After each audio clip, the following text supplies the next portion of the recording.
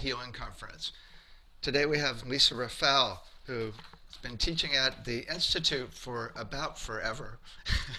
One of our favorite instructors. Lisa Rafel is an expert teacher in vocal sound healing and energy healing.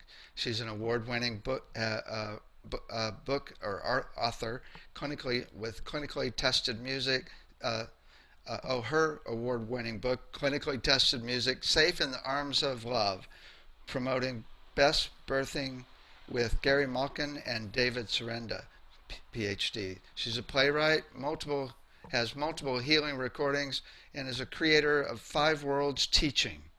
Now is the Time, song video about the pollution crisis. Her website is lisarafel.com. Welcome, Lisa. Thank you. What have you been up to lately? Well, thank you. Actually, it's been a very busy time, even though we're all sheltering in place. I think it gives an enormously rich opportunity for knowing yourself and for coming into a place inside of yourself to realize how much noise there is. Because our distractions are so much less, and our ability to distract ourselves are so much greater. You know, you get to know yourself pretty well, and if you have a partner, certainly you get to know them a lot better too. So I think it's been a scary and important time for everyone, and for me, I've been delving much more deeply into my creative work. I have a new song and video that's just been released called Now is the Time. And I recorded it with 2 Grammy winners, Lily Hayden and Itai Disraeli. And it's spectacular, and it addresses the pollution crisis. But what it does really is it goes to the heart of what our children are going to have to face. And I think probably all of my work, you know, I've loved teaching for you guys. I just love it. The quality of your students and the enthusiasm for wanting a better world is palpable in all of your students. And it thrills me to be able to teach them. And for myself, I'm also learning for myself during this time. I'm working on a musical play with Gary Malkin. Oh, cool. Which is very cool, and it's about birth. And I'm doing a lot of other writing. I'm doing interesting spoken word and poetry and listening to a lot of different sounds. So that's what I've been up to. Unfortunately, my brother and sister-in-law lost their house in the fire last week, and that brought it home in a very powerful way. What it is for someone to lose everything. I have lost things in a fire before, in the Malibu fire, but I didn't lose everything. And my brother and sister-in-law lost everything. Wow. So that, of course, awakens what is rebirth and what is mourning and what is grief and you know, what is empathy and compassion and renewal, you know? So those are the themes going on, I think, universally, as well as in our house. And that's what I've been up to. How are you? Great, just doing great. I mean, it's really an amazing time. A lot of things are coming together right now. I've got one big question for you. If you had all the money in the world, what would you do with sound to help the planet? Or just overall, what would you do to help people on the planet? Well, I would do 2 things. The first thing I would do is buy up all the land, all of it, to make sure it was treated right and it was cared for, and that the women were the caretakers, and that it was used sustainably and beautifully kept in raw areas, and that there was a balance between usage and non-usage, and that there is there's a respect and caring for the land that is given through the heart. So you really are kind and grateful for what you have been given. Nice. And then I would work with singing all over the world Mm-hmm. to really help bring the songs of all the different cultures to each other. So we could all hear the music of civilization and what that can do for us in terms of knowing each other and in terms of being grateful to each other for what it is that we each have.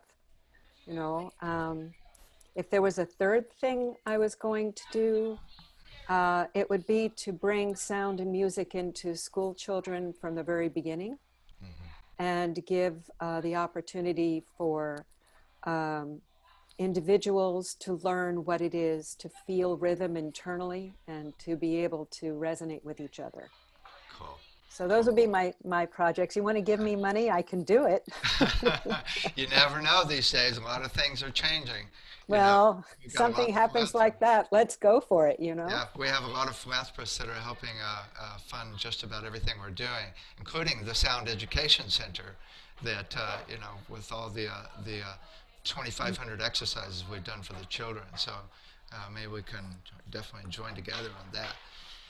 Very cool, very cool.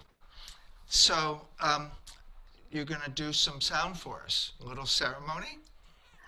Well, if I was doing ceremony, you didn't ask about ceremony, so I don't have my That's okay. sage and my Okay. things with me. But here's what I would do. Oh, cool. So when I start, all my classes begin with ceremony. So those are my classes, not the ones I teach for you. But I could do it for you. We could talk about that.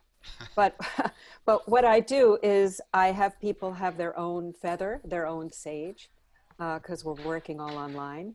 I sage them as well as myself. And as you know, David, energy is not local.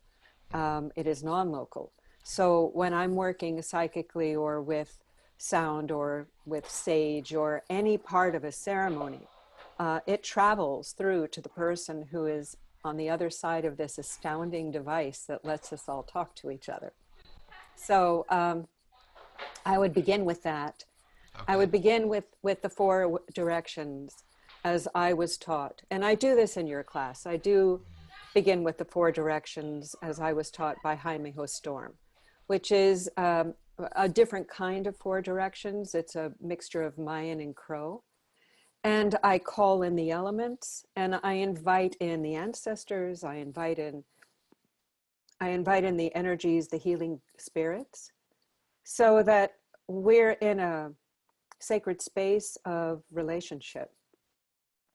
So that when I make the sounds, and the sounds are given as prayers, when I make these sounds, they're amplified through that sacred field in a way. And in fact, I'll talk about this later, how sound can spread and how sound can be contained through the sacred containers and what my experience with that has been.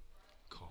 So, so I would call in the four directions, which I can do right now, which is the east, which is Chima, which is the sun, the ability to see new beginnings, the experience of the eagle having the farthest vision. It's the awakening each day. And then I would call in Morila, who is the water and our capacity to transform through plants, through photosynthesis, through emotion, and through our ability to understand how close emotion is to our body. And then to the west, to Ihama, which is the element of the earth, of our bones and our body, of our capacity to go inside, to feel introspection and our intuition, to trust in nothing, which is the beginning of something, to trust in the womb of the dark, which is where all life begins, and to allow that bear in us to rest, to sleep, to dream. And then to the north, to Wihoma, to white buffalo calf woman, to the buffalo, to our lungs, to our air, to our ability to feel through air, our breath, our own ideas. You know, we say take a breath to get new ideas, to relate to ourselves as a part of this ecosystem, um, and to all the animal kingdoms, and to be in deep connection to this experience. And then the number 5, which is the us in the center of this circle, is um, it's the profound gift that we are given at birth, which is the ability to recognize beauty and the ability to have choice. And this is our birthright. So when we think of our life from that perspective, knowing that we can recognize beauty and what a gift that is, and that we have the choice to do that in any circumstance, no matter what the circumstance is, we could find beauty. I mean, when you really think about the extraordinary, I mean, that is amazing as our birthright. So I've called all that in, and I will choose a prayer. And the prayer, I think, today is for connection. It's to allow this very divided world to remember how important we all are through our children and the future generations, that we must care for each other in order for them to survive. And we're at a critical time in our globe's history. If we don't take care of each other, it's quite possible they won't survive. So we need to take care of the earth, take care of the air, the water, the ground, the weather. But we need to take care of each other's intentions, how we think about each other, what we say to each other, how we receive each other, how we treat each other with kindness and respect. So that is my prayer, and I will sing to that.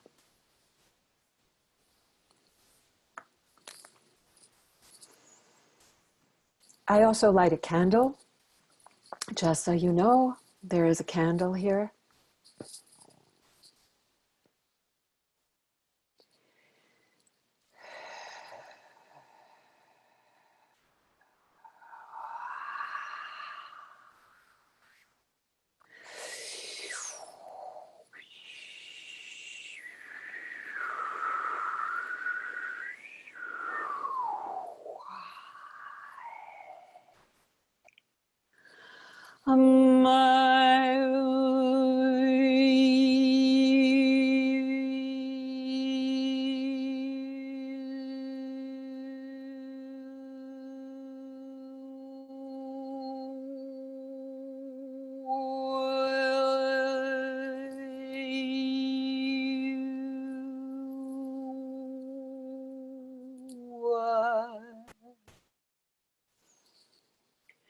Hey,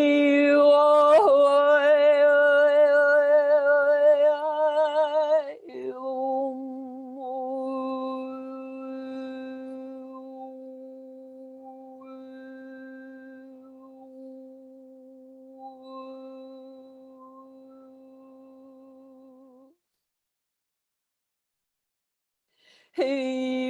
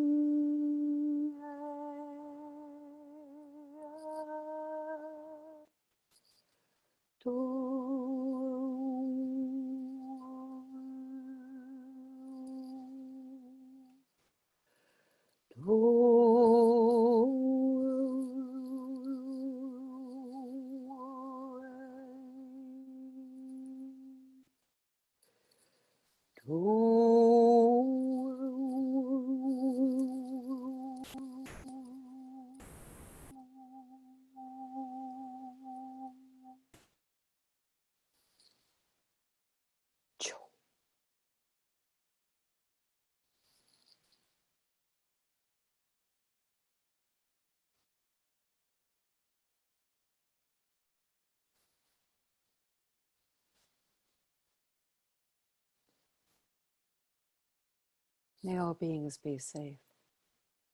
May all beings be in peace. May all beings feel love. May all beings, may all beings, may all beings care for each other.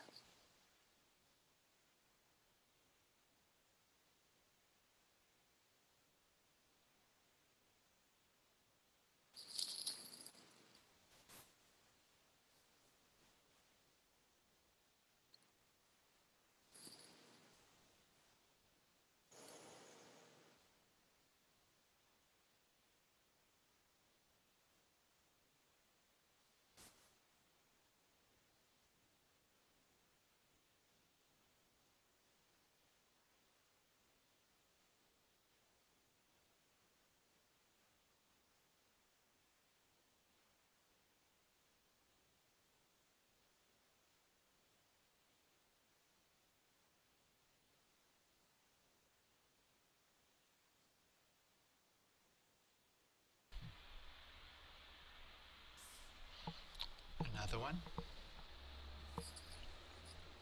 Is there a prayer you would like me to do? Mm, mm. How about one of compassion? Ah,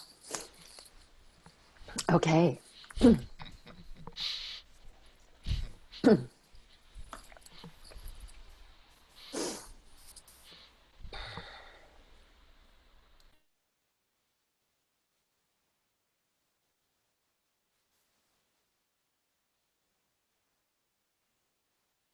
I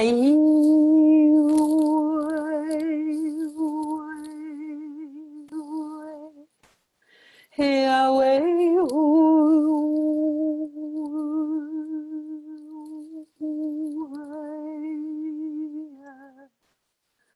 Hey,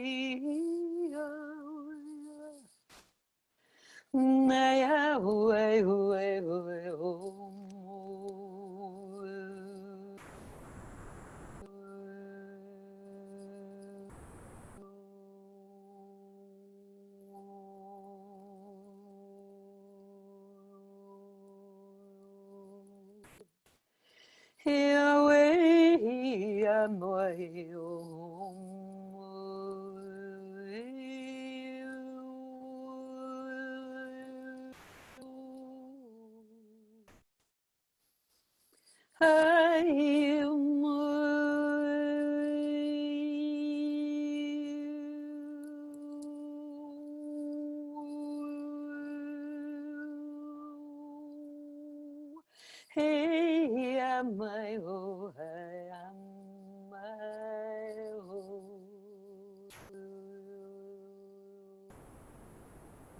Hey, I, my,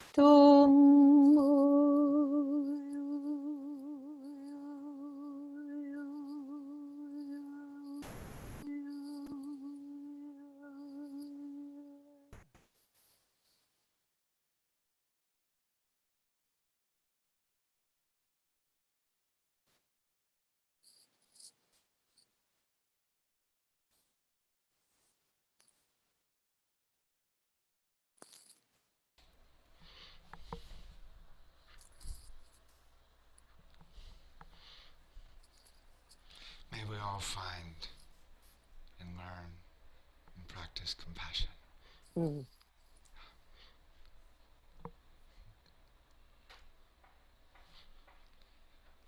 What a beautiful intro. Thank you. Thank you for asking. It's something I first learned to do in Egypt. And I have a large, wonderful, wonderful statue of Thoth right here on my desk. And when I was in Egypt, I was when I first learned about the energies of all the gods and goddesses and began these meditations with the different statues. In particular, the Sekhmet, that is in the small segment temple in Luxor, whose eyes will follow you everywhere. And when I first had that first experience with her, I began to understand that I wasn't looking at a statue at all. I was looking at like a person, the embodiment of someone. And you get to see their soul when they show it to you. And these gods and goddesses, when you interact with them through a statue, often the statue will change shape or will follow you with their eyes to help guide you. And I looked over at Toth right after I did this prayer, and he doesn't normally have a smile on his face, but there was definitely a smile on his face looking at me. He looks so much happier since those prayers. So, I've never done them from my desk before, so I've never had him be the beneficiary so directly before. So that's really sweet. Cool, cool. Yeah, it was when I was in Egypt and I first started doing these spontaneous prayers in the different temples. And the temple of Hathor, Dendera, was an extraordinary, powerful experience because we got to go into the crypts and really see the designs of the electromagnetic fields that they were working with at the time, and then do ceremony and climb through in ceremony, through from the crypt up to the birthing house, and then up to the astrological ceiling. And so we did this when I was leading trips to Egypt. But just to go back, my first experience, which was so profound, was on someone else's journey. And I had been preparing for that trip for months because I had been given this notice that if I was able to do this trip properly, it would close the book on the first part of my life and the whole second part of my life would open. And I had to be at the Great Pyramid on the winter solstice of the new moon, of the new moon, at midnight, and not get myself there. That was the deal. I could not manipulate anything to get myself there. But if I was there and if I chanted at that place, my life would dramatically change. And the first place that I found, and on the boat that we were on, as these people were sharing, it was an IONS, Institute for Noetic Sciences tour. And this one man was saying, I have this feeling, it was out of the blue. He said, well, I have this feeling if we make sounds, that the energy of the wisdom of the ages will come out of the sand. And I started sweating all over because for 2 months I had been preparing sounds to do just that. And so I stood up in front of this group. I said, well, I'm going to be making sounds. And if you want to join me, you're more than welcome.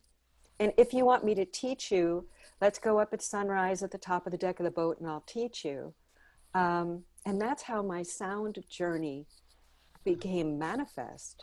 And it was in the temple to Horus that there is an altar, and behind the altar is a wall. And I got called behind that wall to put my head up against the wall and to make this sound. And everybody from the temple came and they sort of put their head against the wall with me. And then everyone dispersed, and this remarkable guide, at that time, this was before 9/11, this was when everything was open. I could spend the night in the Great Pyramid. It was a really beautiful time. A guard came over to me and he said, follow me. And I followed him. And this other guard came over and he said, give me your things, which was a purse and a camera and all my stuff. And I just gave it to him. And this first guard led me to a hole in the wall. and he put a chair in front and he said, climb in.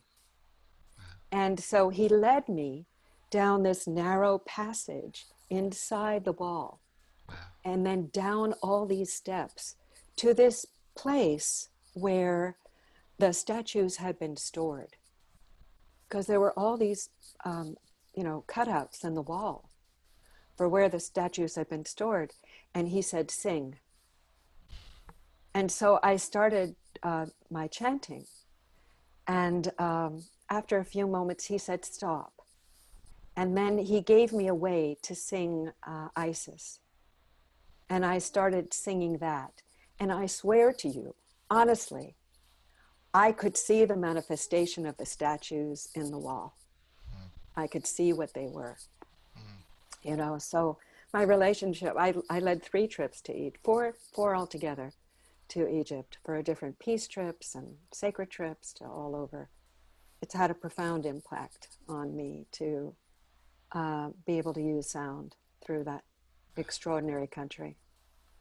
When I was at the Temple of Horus, when I walked onto the grounds, I immediately went into the body of a priest and started toning, and the sound I was making I knew was my home note. And I found the place where I used to sit in the open area, and I found the room that I used to sleep in, and it was an amazing experience. Then went back 2 days later, and the exact same thing happened again. Ah, fantastic.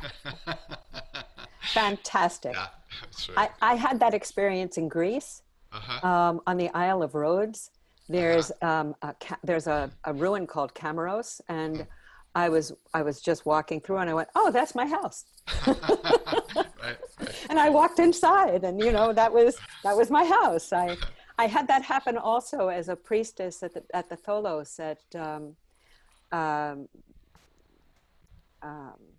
what's it called, where the Temple of Apollo is, in the mountains with the oracle, Delphi, in the temple at Delphi. I had that happen to me. I didn't have it happen in Egypt. I felt all this familiarity, like I knew where I was going and I knew what I was feeling, but I didn't ever feel like I walked into my home. Although when we went to the home of Akhenaten,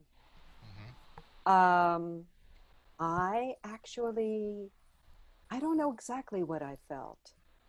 I don't know if it was home or a priestess, or I didn't have time because I was leading the trip to really drop in.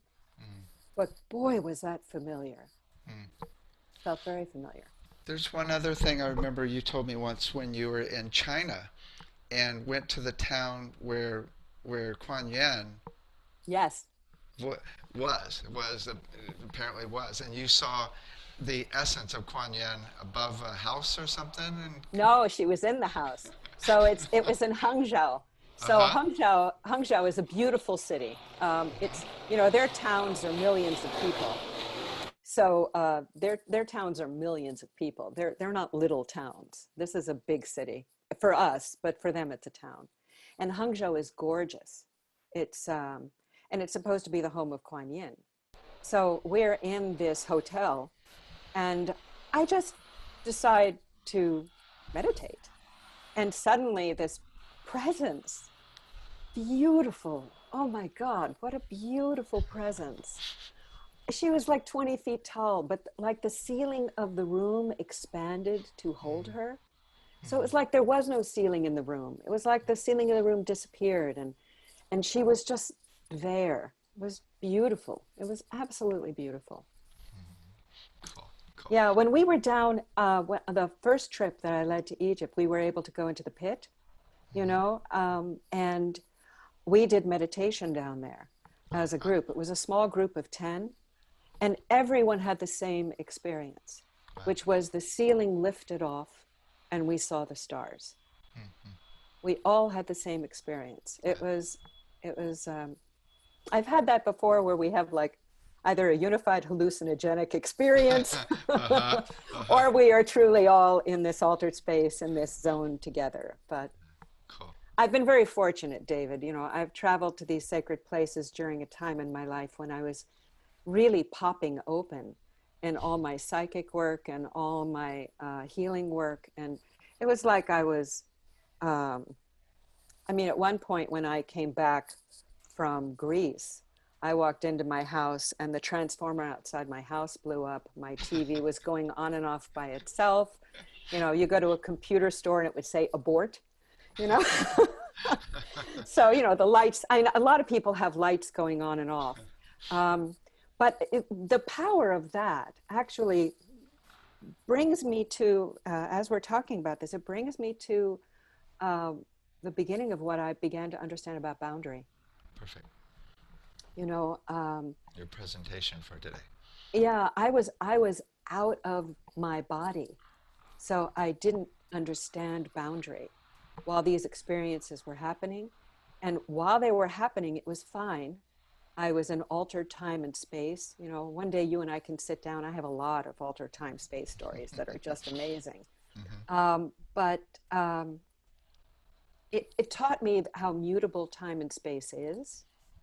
It gave me a true recognition that we are co-creating our realities, and that with the intention and the alignment energetically, it's quite possible to um, to do things that don't seem possible. And and being given all those experiences, particularly a very dramatic experience in Greece, very dramatic in Egypt, very dramatic in Tibet, you know, these um,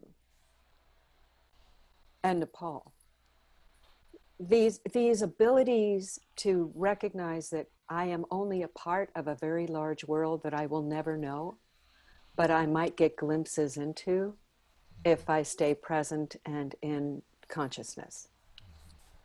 And so I like to call it, I go to the file cabinets in the sky because there's a lot of them. And and I think all those experiences, number one, told me not to be afraid. Number two, told me that it was possible. And number three, gave me um, enough practice, physical practice, that I needed to understand, how do I ground? How do I become a master in boundary? Because otherwise I could, you know, it could be a disaster. And there are so many people who are wounded from the time that they are born, and before they are born, in terms of invasion, of not being seen, of not being recognized, of not knowing what a boundary is, of parents that blend with them, that project onto them, that don't acknowledge them, that those boundary issues start from very young. Cool. Well, tell us more. Well, as there are different ways of healing, and and over time, I have really explored so many different ways of healing. Whether it be, I began working with stones, not just crystals, but with stones, because when I had my psychic awakening, um, it was first it started in Nepal, but then in Greece was when I did a ceremony that, by the way, just to let you know, I did do that ceremony at the Great Pyramid on the winter solstice of the new moon, and I was taken there. It's a wonderful story. I'm not going to tell it now, but um, it took a lot of patience and waiting and not trying to make it happen and being willing to let it go if it didn't, and being willing to trust that if it was meant to be, it would happen. And then it did. And it was extraordinary.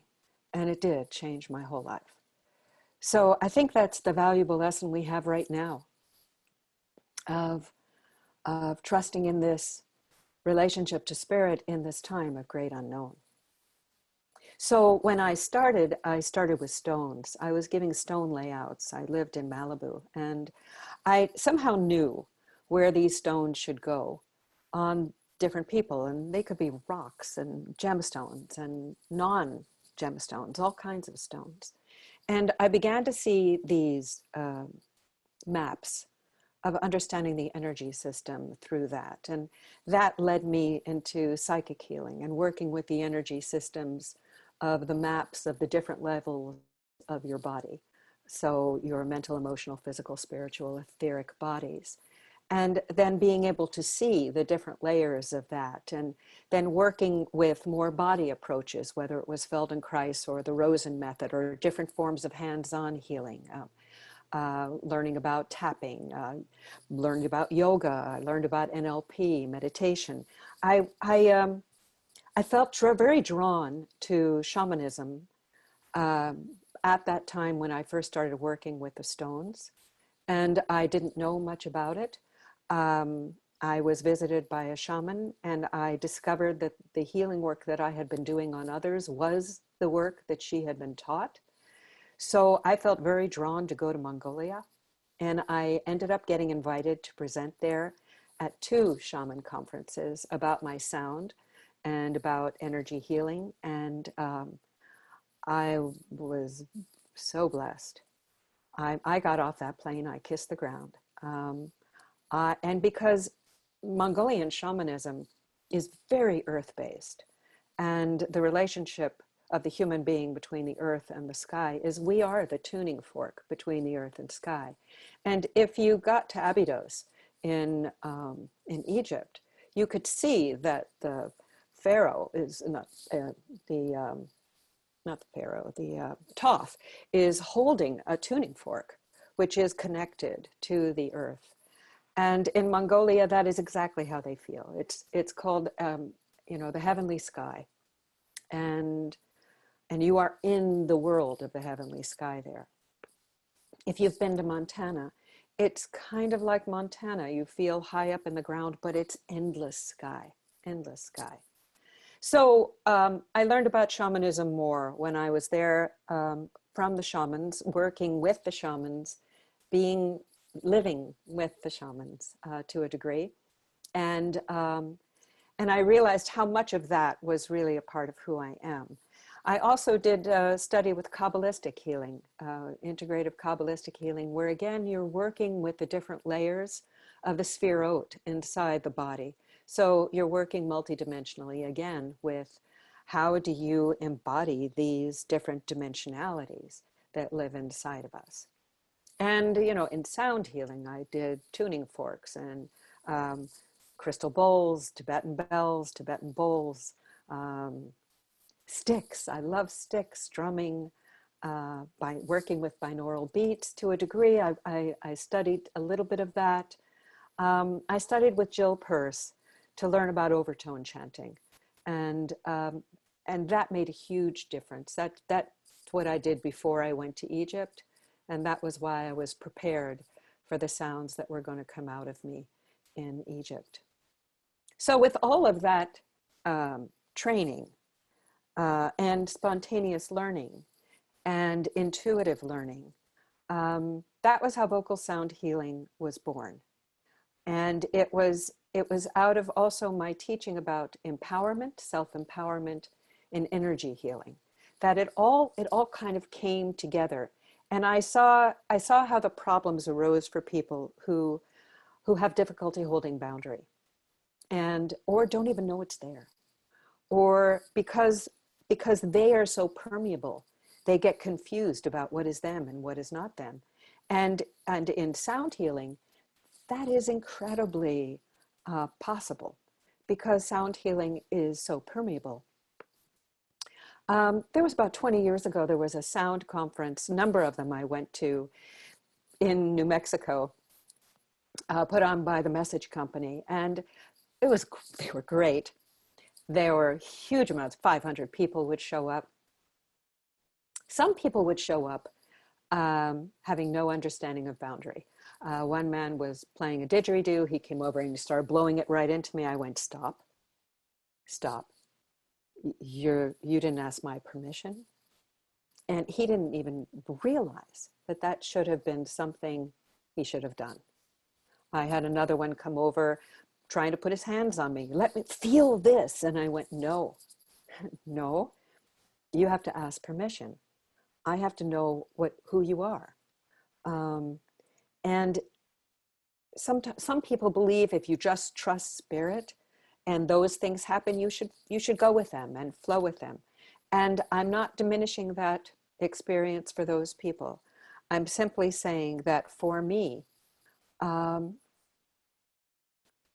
that wasn't appropriate, because my work was going to be learning about boundary, and those were the beginning stages of my realizing that.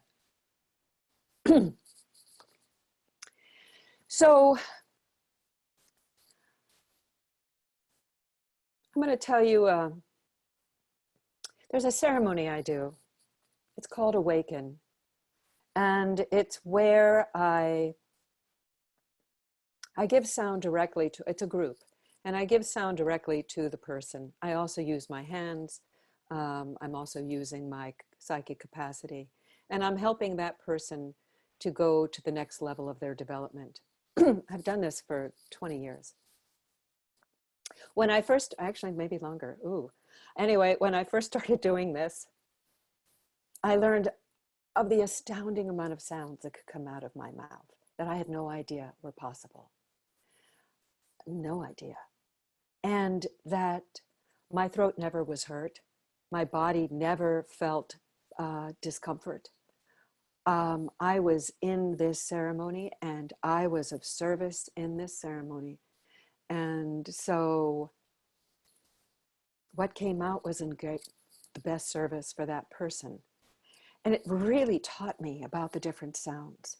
It taught me how they have different results in the body, how to listen for the sounds, so that I wasn't just making them, I was hearing them. And I was listening for them before they came. When I was in the Northridge earthquake, when I lived in Los Angeles, I was living in Topanga, and the giant quake hit. It was a quake that went up and down and sideways. It was so powerful, buildings just fell. And I was in Topanga, and there was this boom, giant boom. And I go running out of the house, and there's a few other women on the street also came running out of the house. The transformer at the top of the hill we thought had blown up. And this eerie light, and I was thinking maybe it's a spaceship. They're all thinking maybe it's a spaceship. Nobody really realized it was an earthquake until the aftershock came. And the aftershock I could hear. I could hear it coming through the rock, like this creaking sound. Almost like a screeching sound of the rock cracking as it was coming toward us in this aftershock.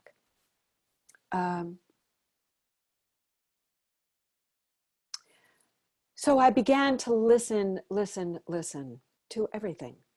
I started listening to the sound of the trees, listening to the sound of the wind, listening to my breath, listening to how people talk, listening to what is there before the sound is made, and how do you listen to silence? How do you use silence as a container? So this was all informing my work about vocal sound healing.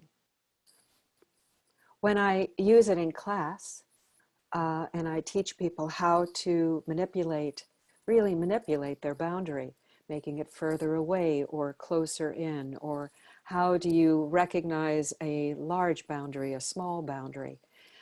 People begin to realize not only is this just intention, this is actual reality, that other people can feel it. And so I have people walking toward each other where they can feel each other's boundary, they can feel it growing larger, they can feel the intention of making it smaller. I think this work is incredibly important. I've worked a number of times with children who have been deeply wounded from parents, some of them very well intended, parents who projected themselves onto their children, so much so they never saw their children. They only saw what they hoped would be their child, fulfilling what they needed. And so that child never actually got seen. And the projection was endless. And so that child was just inundated with this um, personality imposed upon them that wanted to control them. And because it started in childhood, they had to develop some kind of defense. And so often those children become very psychic, trying to establish safety. So they throw out an etheric boundary to try and understand what's going to come to them. Children who have been abused or who have been any form of abuse, violence in terms of language or even energetic, somebody really screaming at them, or hit or worse. Those children develop defenses that where they try to help themselves to be safe. They try to avoid how that energy is going to come in. But that doesn't establish a boundary because they have not embodied themselves enough to feel boundary. So when I'm working with sound on a client, my first awareness is I must see that person as sacred. And I have David knows, people, my students know, I have a whole series of protocols that I created for helping people to establish a process of doing sound healing where you are first acknowledging that sacredness and then you're acknowledging the boundary, the space between. And you're seeing their boundary and you're understanding that your sound is only going to go to their boundary. And that is possible. And the other person feels the difference. And let me explain to you what they feel. So you can do, well, let me think of the best way to explain it. If you're being acknowledged and your boundary is being acknowledged by someone else, there's an experience of inner freedom that you feel, which means that you are equal to the person who is with you. This is a guiding principle inside of me. I learned it in my very early years of doing healing. Actually, it was in the first year of doing healing when all this information was flooding into me. It was a spontaneous awakening. One day I didn't know this, and the next day I knew what I never imagined I would know. Nor did I imagine I would have the resource to be able to tap in to whatever it was that was showing me what I needed to know. So I was in a very innocent learning place during this time, and I was alone. So I had a tremendous amount of time. I had had a very severe accident. I had gotten a small insurance, and it gave me time to not have to work. And it was a real blessing. And during a ceremony that I was doing for someone else, that was a ceremony I never imagined I would do, I went into prayer, and she said, I've gone into prayer, you're the one to do it. And I said, I've never done anything like this. She said, well, go pray about it. So I pray about it, and I get this very clear yes, that I need to do this ceremony. And so I'm preparing for it, and it's a long preparation, very shamanic, long preparation, the things I have to do. And in the process, I am sitting in this preparation, and a force comes into the room. And David, it was not the same as Kuan Yin coming in, because it had a male presence. I called it the law. It's the only way I could describe with any kind of a name to it, because it felt like the law of the universe entered the room. And it came into the top of my head, and I felt this going back and forth through my cells, but it hurt. There was this, it was raw. It was a raw, irritating It was almost like rubbing sandpaper on your skin. It hurt. And so I said right away, I said, I understand you're cleansing me for this ceremony. I get that. Could you do it without hurting me? And the presence left the top of my head. There was a pause, and the presence came back into me, and it was, it was completely at ease. There was this grace inside of me. And what I felt, I still felt, but there was no irritation. And it was like all my cells were being cleansed. And I was being given this law. And the law is no one is greater than or lesser than anyone else. And it was just, it was in my body. It was everywhere in my body. It was in the tiniest of molecules in my body. And I was imprinted with it. I will never be without it. And so that also influenced my sound healing work, which was everyone must be equal. That space inside of them, even though they feel so whatever, could be wounded, could be compacted, could be in pain, could be suffering from an injury, could be holding a grudge. You know, there are so many things going on inside that body on all the levels of emotional, physical, spiritual, mental, and etheric. It's so much going on. I had to see all that as sacred and equal to me. And so there could not be an equality.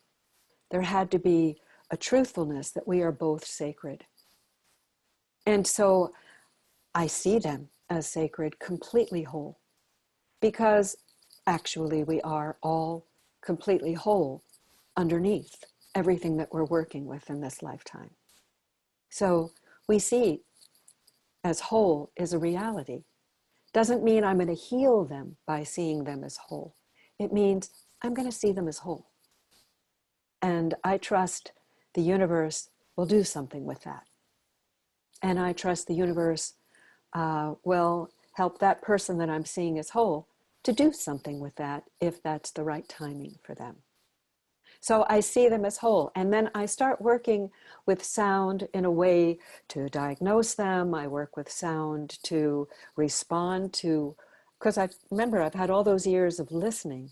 So now I'm learning how to listen to the silence before the sound is made so that I can make the sound that they need. And that is that is the key, is learning that wisdom of listening and then taking the sound to their boundary. And I don't take it into their body. I don't. I have no business in their body when I'm working with a sound healing. Now, if I'm doing other kinds of healing, we can talk about that too. There are other times where I am in someone's body. And that is a permission situation where I have been asked to do something very specific. But in sound healing, because sound is so permeable, I don't do any of that. I don't direct sound anywhere inside the body. What I do is I give sound to the boundary. Now, here's when the remarkable thing happens. I can give sound to someone's shoulder boundary, and they will feel it in their kidney. That's because they are being treated as a whole. And because they are whole inside their boundary, their whole being can take that sound and use it however they want, however it serves them best. And that's the key to really understanding that boundary is a part of grace. It's a part of grace. It's not separate from grace. It is grace. You have an energy system that is inside your body, and it's also outside your body. Many people see the auras, they see the auric fields. Many people do auric readings in order to understand what's going on inside the body. You know, even my acupuncturist, she knows, she knows me well. So she actually doesn't give me needles. Um, we do other things, but we understand this energy system, which is inside your body and outside your body. So if I'm giving sound to a boundary that's, could be 8 inches away, could be 10. Some people who are highly, highly vulnerable, uh, I can be a foot away, 2 feet away, 3 feet away. I can be across the room and still do sound to them if that's what they need, because their system is so highly super sensitive and so expanded for protection. Now, in those cases, I am pulling my boundary very close to me so that I am very, very tight to my skin so that they are not feeling any threat from me at all. And in fact, what is important for them to feel is that there is space between us. And that space between us is grace too. So when we're working with the energy system, and we're working inside and outside the energy system, if we are using sound and we can take that sound to the boundary of them, we are gifting them with the possibility that they can use it in the way that serves them best. Now, you're hearing this from me. My intention is to serve them to their boundary. That is my intention. I do not have an intention that specific sounds are going to help them. I might know that from my experience. I might know that from, the file cabinets in the sky. I might have that wisdom and knowledge. I choose to mostly let that stay aside. Sometimes I will use it. Sometimes I'll see a particular energetic pattern that will arise and reveal itself, that calls out to me because I know how to read it. So I'm not only a sound healer, I'm all the things that I am when I'm also giving sound. So sometimes a client, their soul, their energy system will recognize that, and they'll ask for something more. But I would not say that's a sound healing. I would say that's coming to Lisa for what Lisa can offer. Um, in all my classes, I when I teach about boundary or I teach about sound as a permeable force, I'm very clear with them that I have very specific ways of thinking about that in addition to the work that I am teaching in the class. One of my classes called The Sword, which is in my 5 Worlds program. It deals specifically with boundary and your energy system and how you occupy yourself with strength. Now just think about this, how you occupy yourself with strength. We're not imposing strength. How are we being strength? And the course that I'm just teaching this weekend, which is called The Cloud, which is how are we being in relationship with spirit? It's the being sense. It's the knowledge that we are integrated into the whole and we are still uniquely ourselves. It's the great koan, it's the great paradigm that we are a part of the whole and yet we are uniquely our own universe. And so working with sound, I bring that awareness to that person that I'm working on. Hi, David. I don't hear you.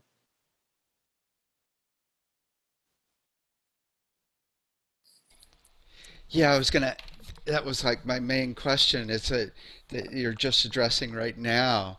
And it's really a question I had for years, actually, of the difference between being one with the universe, letting God take care of everything, right? And really just deferring to source versus being in your power and and really manifesting what you want in your life. And it was interesting. I finally asked the rabbi who taught for us for a while, who just passed away last year, and he said the main thing is you're in your power over your lower self. Whereas when you connect to spirit, there's nothing to control at all, and it's that duality that's really interesting and very difficult, because it's like you have to live in both worlds at the same time, right?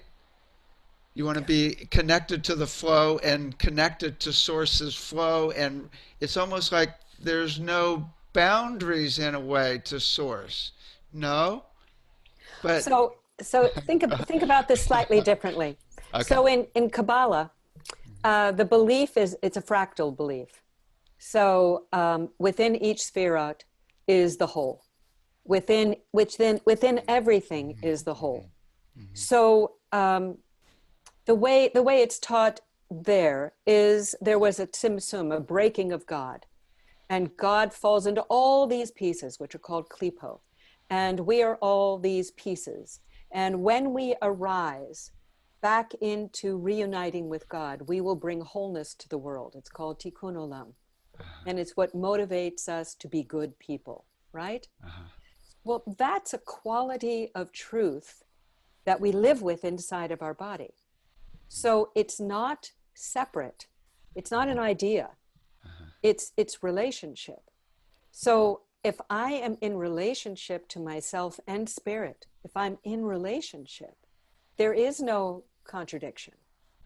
There is no separation, because I am in the flow of the flows, S, of the flows, S, flows. So I'm in my own flow. I'm in the flows of the flows of the flows, because it's a fractal system. We're inside, inside, inside. And we are also in a multidimensional universe experience of all these different dimensions that are all simultaneously happening.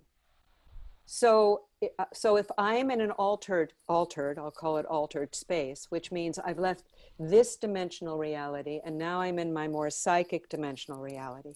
I mean, you've seen me do this. I'm not separate from myself. I'm not different from myself. Right. I'm utilizing a different tool that's within myself. So, if when you're in that zone, often, I mean, there's so many different descriptions and ways to describe it. I just call it oneness, when you're in the zone of oneness. Okay. It's interesting to have to be able to be aware of boundaries at the same time, especially if there's people that are going too far with boundaries, right? So you've got to be in two worlds, right? You know what I'm saying? Yeah, Uh, let me give you another thought. okay. So again, that's a dual world, and as soon as you move to a dual world, one is greater than or lesser than. Uh-huh. So let's not be in the dual world. Let's be in the unified field. Uh-huh. In the unified field, my boundary is intact. Okay. Just imagine this. In the unified field, my boundary is intact, which means no matter what anybody else is doing, my boundary is intact. So, and I know this because I feel the truth of my body. Uh-huh. So if you do practices with your body and the earth, if you do relationship of gravity or magnetism with yourself and the earth, if you deepen that relationship of being able to tolerate the wounds in your body by being more in your body, that will organically give you that that strength. It's like connecting to earth and sky at the same time, Yeah, which is really, but it's not even earth and sky, it's earth and sky and everything in between, including all chakras and all levels of being. it's you. Yeah, it's the It's you. universe and the It's you. universe. And it's you. And it's you. So the way I like to believe it, David, is that everyone is their own universe. And I actually saw a physicist like 30 years ago describe it. that way. And I went, yes, yes, that's how I believe. um, because you are it depends upon your intention also on how much you want to be a part, feeling wise, of that which is going on around you. Mm-hmm. So if as I was describing earlier about wounded children who sense, through psychic space to be safe, Mm-hmm. that sensing through psychic space makes you porous. Mm-hmm. Tell If me you more. don't, What does sensing through psychic space mean? it means that I am looking to see where danger is coming. Uh-huh. I'm Uh-huh. looking to protect myself. I see. I was wounded as a child, and so I need to protect myself. So I send out feelers out there around me. I got Is it it. okay? Is it okay? Is it okay? Right. Well, if you're doing that, you make yourself porous. Got it. So then you are less than what's going on around you. I have to tell you, your class years ago changed my life. I mean, I could not go to a party. In fact, I hated parties because I was pulled so every which way, right? And after your class, I went to a party, and now it's every time I go, I'm around anybody, or especially a bunch of people, I'm able to pull in my field and not be affected by everyone in the party, and it changed my life dramatically. There's another thing that's really interesting. When I go and do a sound healing session, I don't normally take on people's energy, right? And I'm aware of boundaries. I mean, but even before, it's like there's something about being grounded in my own frequency, Right. right? And yeah, and so it's because I know so many people. I mean, psychotherapists. Yeah, it's like, oh my God, I'm wiped out from all the people's stuff today, Mm-hmm. right? And it's like, and it's really so so I think of all the different ways. One is seeing the boundary. One is being whole. I mean, what would you say are the a few best techniques for people to immediately ground and be in their own field and not take on stuff? Well, first you feel your feet. Cool, cool, That's the cool. first thing. You Hmm. feel your feet. You acknowledge you have feet. You feel that your feet are on the earth. I It's forget them. really important. Uh, It's very easy to and feel forget. gravity. Yeah, That you was need to. funny when I was in it was in Egypt on the Nile on a boat. Somebody did a workshop on grounding, and I finally got it. It was like feeling gravity in my body, pulling me to the center Hmm. of the earth. Right, feeling the base of the spine, feet. Great, great. Okay, okay. Yep. Then you feel your belly. Oh, uh huh, So you uh start huh, with your feet, and then you feel your belly, uh huh. and you recognize because your purpose is all aligned to this middle part of your body. And so whatever you want to, when we're digesting things, when we're processing things, this is all the middle part of our body. And so feel your belly and relax your belly and make friends with your belly. I have this class, in my classes I teach hello hands. I teach you how to use your hands to heal yourself. But you can just do it by being kind with your hands and letting your hands touch your belly and be kind. Just be kind. Then Nice. feel your face, Mm, because your face is how you identify with yourself. It's what you put out into the world. So if you feel your feet, and then you feel your belly, and then you feel your face, and then let that energy go down your back. mm, Let it go down your back. So just do that for a minute. mm-hmm. See how that feels. Start Cool. with your feet, even more in your feet. Right. Mm-hmm. So let your feet say hello to the earth. Mm-hmm. Good. And don't attach them to the earth. You're being a Mm-hmm. little strong. Don't Uh-huh. attach them to the earth. Just know that connection is real. Cool. So let me watch that.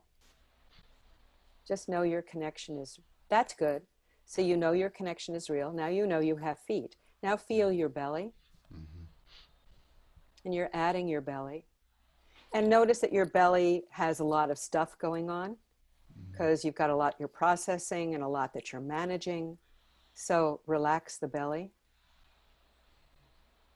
and keep your feet. Mm-hmm. You got to do both. Oh, that's good. That's good, David. Now feel your face. Mm-hmm. and the joy in your face,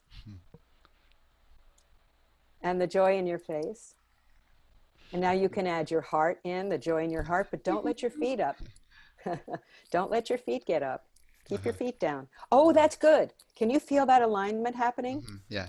Yeah. And then you let it just go down your back Cool.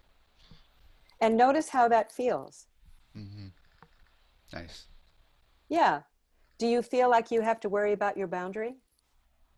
Uh, yeah. No, Yeah. no, because you're in your body. Oh, You're home. nice. Nice. Right. The So other Leona. things you can do is you can use your hands magnetically. Mm-hmm. You can let your hand start to magnetize to yourself. You can feel the magnification of energy from your hands, because sometimes people are not as developed as you. They don't have as quick a way to visualize, or Mm-hmm. you've spent many years learning how to feel your body. Mm-hmm. Some people have a harder time, so sometimes you need to actually feel your body to make sure you know you're in it. Uh-huh. Cool. We've only got a few minutes. Um, Anything you'd like to say to sum up? Wow, thank you. Well, um, yeah, there's a couple of things I just want to share. Mm-hmm. My work with babies, which is really about my work with Safe in the Arms of Love, which is really about recognizing and proving that connection between mothers and babies exists energetically. Mm-hmm. Which I have used so far for music to help calm the nervous system of the mother, and calm the nervous system of the baby, because the mother's holding the baby, but the baby isn't hearing the music, only the mother is. Mm-hmm. Um, I want to take that one step further. I know you're working with babies, but I think it would be really interesting to work with boundary with babies and the recognition of their wholeness with using sound. I Mm-hmm. think that's something we should talk about. That could be Mm-hmm. really interesting. Beautiful. Um, and, I have a play that's been produced twice, which is about birth. Mm-hmm. And as we're talking, Gary and I are in a rewrite, and I'm thinking, where would boundary belong in that play? Wouldn't that be interesting to bring in? It's in my classes. If anybody's interested, go to lisarafel.com and see about my 5 worlds classes, which are Mm-hmm. starting. Mm-hmm. And I know there are enough descriptions that maybe that will be helpful unto itself. Um, but I want people to contact me if they have questions, certainly, Cool. if they're interested. Um, and, we were going to talk about CDs and music at some Yeah, what point. CDs you're offering? So I have one CD called Ancient Prayers of Aliyah, Mm-hmm. which is a healing of the body. It was right after I got back from Egypt, and we went into the recording studio and we laid it down because they were like pushing out of me. This had to happen. And then we tested it on people for a year to see if it was really true. And so that was why I put that out. Then I have Soul Songs of the Labyrinth, which was recorded in Grace Cathedral as people walk the labyrinth. Oh, nice. And it's a journey into your heart and out again. Mm-hmm. And then there's Space Time Phenomena, which is a compilation from, I did 9 years of concerts, sacred concerts, Mm-hmm. which includes poetry and prayers. And Yeah. Stephen Kent plays didgeridoo and all kinds of percussion. And the late Jeffrey Gordon, who I really miss, wonderful percussionist, was on that. Mm-hmm. And Safe in the Arms of Love, which is a book CD set, and the music will be available. Mm-hmm. It's their songs to really bond between mothers and babies. And actually, we got a lot of feedback from bloggers saying it was impacting the whole family. That when they put the music on, they thought they were going to put the baby to sleep, but then the older child would come in and they would hug the mother. And it's Mm-hmm. because I used all the sound healing principles in that particular CD of tempo, intention, pitch, um, Cool. you know, um, something else, rhythm. And and created an entraining experience with these beautiful lullabies that Gary Malkin produced and arranged and created music with. So I'm very proud of that project with him. Cool. So, Cool. so yes, there's all that. Cool. Well, thank you, thank you, thank you so much. I really appreciate you coming and sharing your wisdom. Thank you for inviting me. Thank you for the work that you're doing. Really, David. You know, there are very few people who have had the focus and determination that you have had in this field to really take it to the level that you are taking it to, and and at the same time helping so many people to learn how they can not only help themselves but help each other. Right, right, And perfect. you know, that's really extraordinary work you're doing, and I really am grateful to be able to teach your students, who I find just wondrous. Cool. Thank you. Thank you, thank you. So, if anybody wants to call me, you email me. Don't call. Don't call. I'm in a writing phase, so email me, Cool. and I will respond.